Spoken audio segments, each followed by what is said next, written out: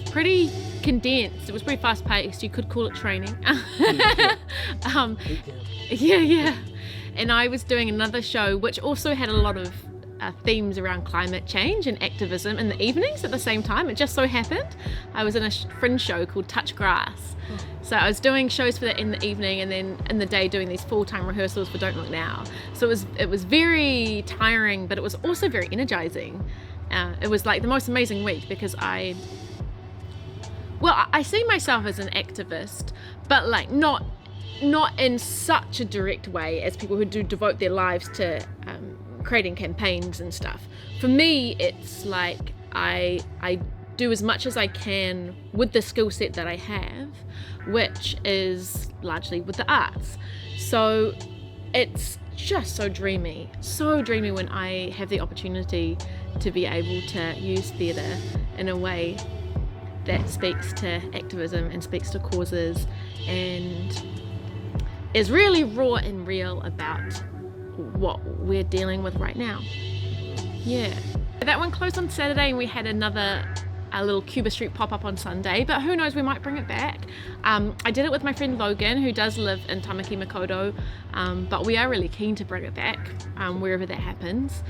The show is, I'll try go quick. It's basically about how do you respond to the overwhelm of everything that there is to deal with at the moment, overload of information, and kind of how do we even respond to the idea of activism now compared to how it was in the 70s, for example, when it can often become so intertwined with social media, which is ironic given who runs social media.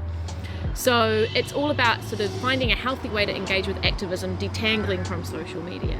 And that's what touching grass means. It's an internet term which is used in a derogatory way to say someone is too online. It's like, oh, you're chronically online, you got way too passionate about that in the comment section, you need to touch some grass. But we were thinking, okay, what if these characters who are chronically online actually took that as, in a positive way, actually thought, okay, maybe I do need to touch some grass. That's such a great idea, I'll touch grass.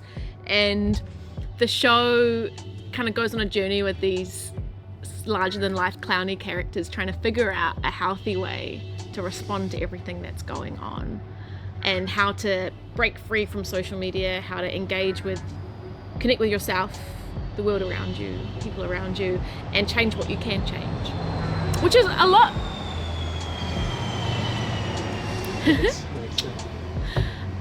Changing what you can change around you is so much about what this show Don't Look Now is about as well, right? Responding to the overwhelm, doing what we can with what we have, and trying to find healthy ways to do that. Yeah. We came up with the themes and the content, the sort of arc together. Logan wrote the songs. I contributed little bits and we workshopped them together. But he's an incredible songwriter. So for the most part, he wrote the songs and the lyrics and we performed them together. He was on the keys. I was working the crowd for most of the time. And then we brought in our friend Emma Salzano, and she did guitar and percussion as well. Yeah, although I jumped on the keys for the rap. We open with a rap, which is real fun, that Logan jumps on the mic for. But for the most part, it's Logan and I doing duets, and sometimes I do harmonies with Emma as well. So that's Logan Hunt, and I'm Bethany Miller, and then Emma Salzano. We're the ones that performed the show. Since they knew it would be such a condensed week, we had the scripts so we could learn them prior, and we had a cast meetup. We also had an individual meetup with the director, just with individual actors and director. But the first time we worked on the shows together was Monday last week. Yeah, a lot of us did know each other. I know Craig, and I know quite a few of the other people in the cast, as well as the director.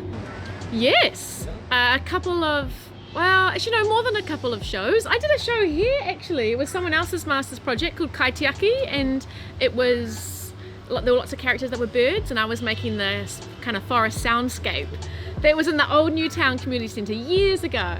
But also I did a show called Waste Not, Want Not, Bethany's Guide to the Thrift Life.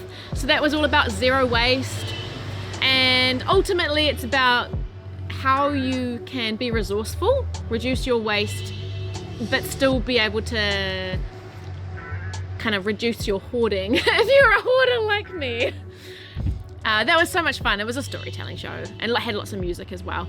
And then for my own masters, I did a show called 100% Pure Tour, which was criticising New Zealand's 100% pure green eco image. It was like a pretend tour on the waterfront where the tour guides are telling you how amazing the kind of ecology is of New Zealand and how cool everything is, and then what they were thinking about, we've got some issues, ran through in people's earphones as they went on this tour.